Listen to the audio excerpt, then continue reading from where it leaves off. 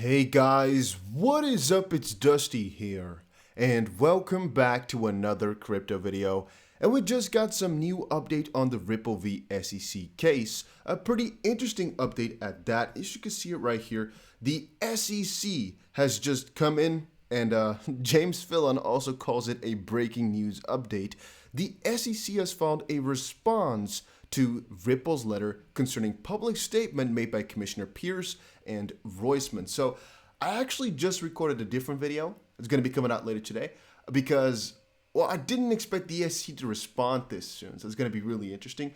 And yeah, I'm I'm a little bit amazed they came in so quickly to let go of a couple of statements. I haven't read it. It just now came out, so it's going to be really interesting to discover this together.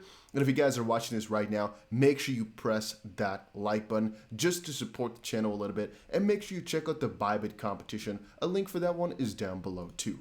All right. So, again, the SEC writes this in response to the July 19th letter filed by Ripple. Mostly because they obviously filed a letter first where they wanted to use these statements from the two SEC members in their support.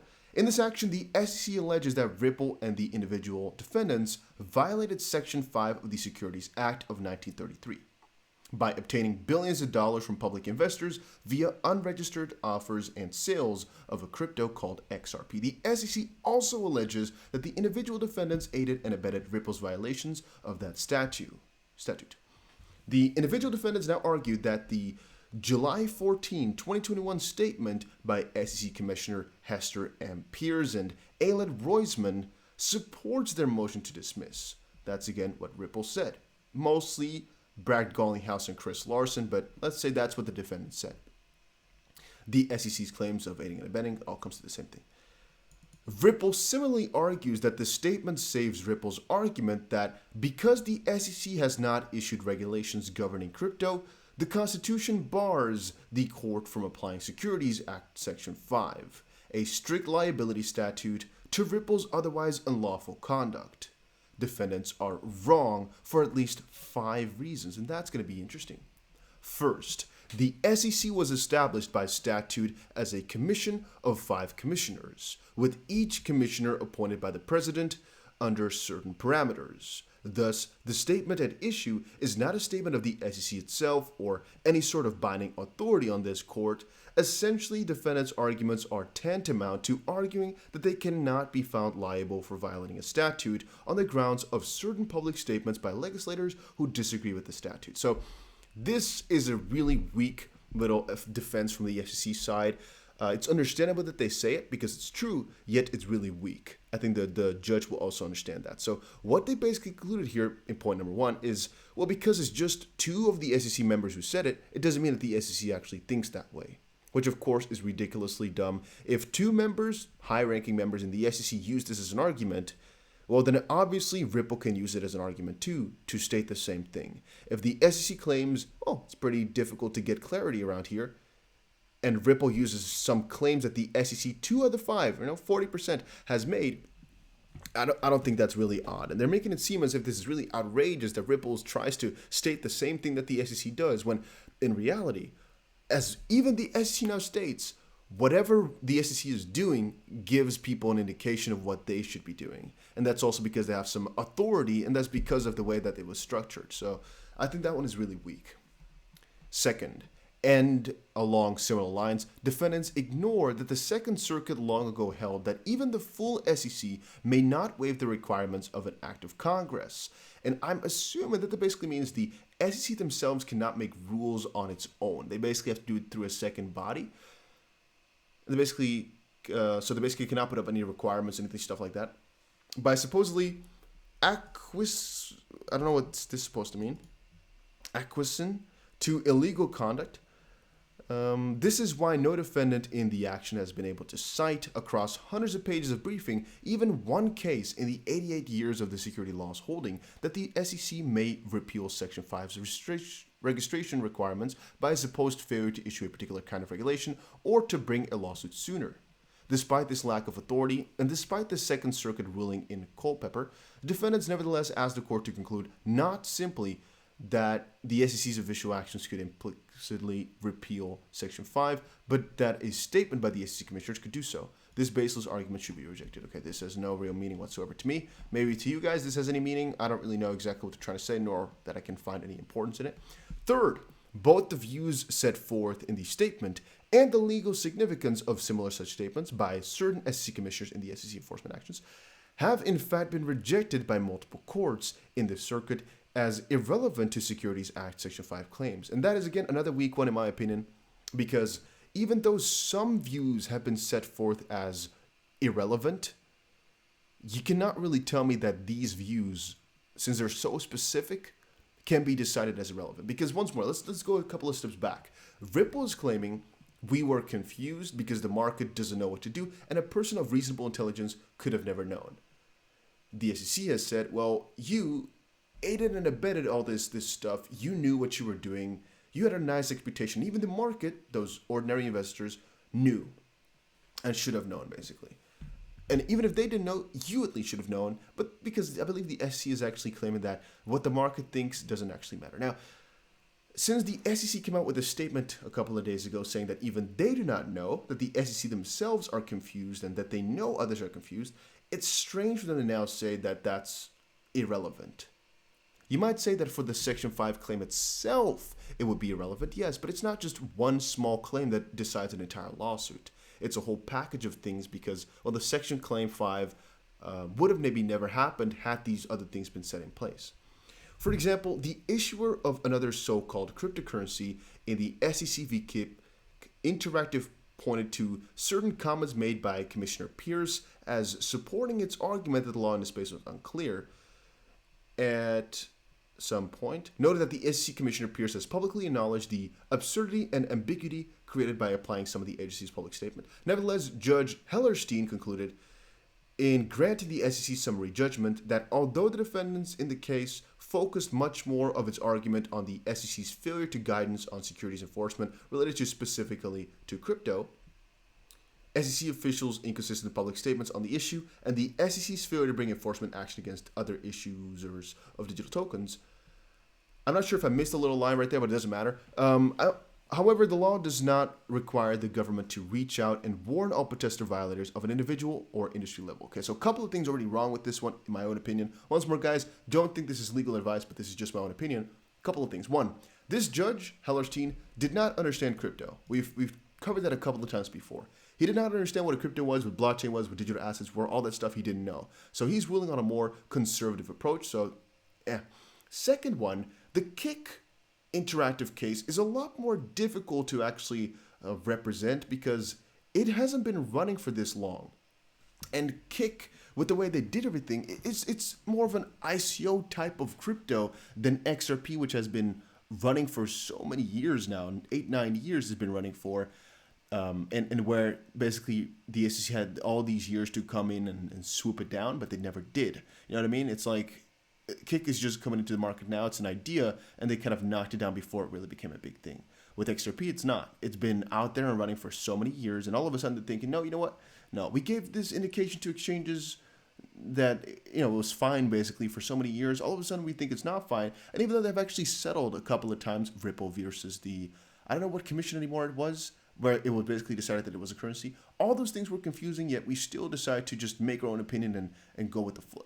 It's a completely different issue. And I don't think the judge is also going to, you know, kind of side with the SEC on these first 3 points at least. Similarly, while these statements suggest that the rules that are that every digital asset offering is a securities offering, or conversely, that a safe harbor to allow token offerings to occur may be more desirable, Judge Castell in the SEC v. Telegram Group, in granting the SEC a preliminary injunction against the issuer of a particular crypto, nevertheless noted that broad pronouncements about the status of every crypto would be incompatible with Howey's case-by-case approach. That's true, obviously. Yet again, that does not apply here, since they're basically saying that the rules of the industry are confusing. It doesn't really matter on a case-by-case basis, and that a statement or a pronouncement about the status of the SEC's confusion to the markets, I mean, that applies to every single crypto. It's not a case-by-case type of thing. So It basically embodies a flexible rather than static principle, yada, yada, yada. This stuff doesn't matter. Let's quickly see. This all doesn't matter here. Okay, let's quickly see. In most of this doesn't matter. The SEC failed to provide meaningful guidance in this space, and pointing to statements by SEC Commissioner Pierce, this was said before in the Telegram case, that she was concerned about how the SEC has regulated this space because she believes our lack of a workable regulatory framework has hindered innovation and growth and offers no clear path for a functioning token network to emerge. I actually might think here that the SEC is shooting themselves in the foot with making these statements.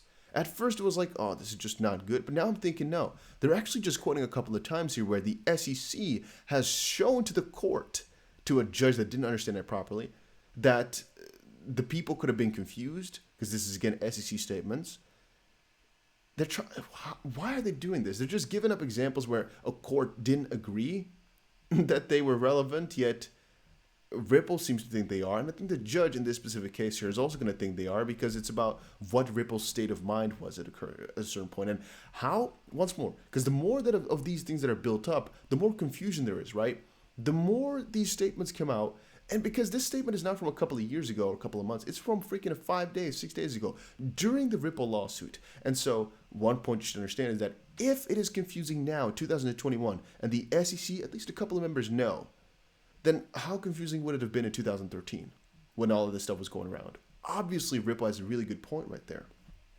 In sum, despite repeated allusions to commissioners' statements, all courts that have considered this issue have decided under Howey and concluded that the abundance of case law interpreting and applying Howey at all levels of the judiciary, as well as related guidance issued by the SEC as to the scope of its regulatory authority and enforcement power, provide all the notice that is constitutionally required. Yeah, I'm gonna say I don't agree with that one. Then again, I don't really have any authority, so I can't say. But I just think that's really weak. Saying it's not really relevant. I don't know, guys.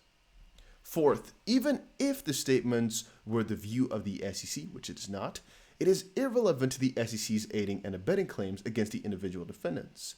As the SEC explained in its opposition to the individual defendants' motion to dismiss, the SEC is not required to prove that the individual defendants knew or recklessly disregarded the legal consequences of their actions. And they state a couple of cases right there. The individual defendants nevertheless asked the court to accept an incorrect legal theory that the SEC must show that this was going on and apply it to the incorrect view of the regulatory landscape as to digital assets, that the application of the security laws to fundraising activities such as theirs is unclear. What? Wait a minute. That the application of the security laws to fundraising activities such as theirs is unclear. Let me copy this right there. Holy smokes. They're saying now that Ripple has been doing fundraising now? No way. Wait a minute. No way. Has that always been a thing? I mean, I know investment contracts, but that sounds so different than just a fundraising activity. They're seeing this as a fundraising activity? Once more, guys, don't get me wrong. I know a securities offering usually means just like a fundraising activity, but I mean, think about it. Ethereum literally had an ICO, a literal fundraiser. How is that one not going to the ground then? How are they how are they doing this? What is going on? If the court accepted this view, it would essentially exempt crypto as a class from the application of the security laws to the detriment of American investors, markets, and capital formation. See also Culpeper. Warning against a ruling that would work havoc with the Securities Act policy of protecting the investing public. So they're basically saying if they were to side with Ripple right now, it would basically mean that no crypto can ever be a security anymore.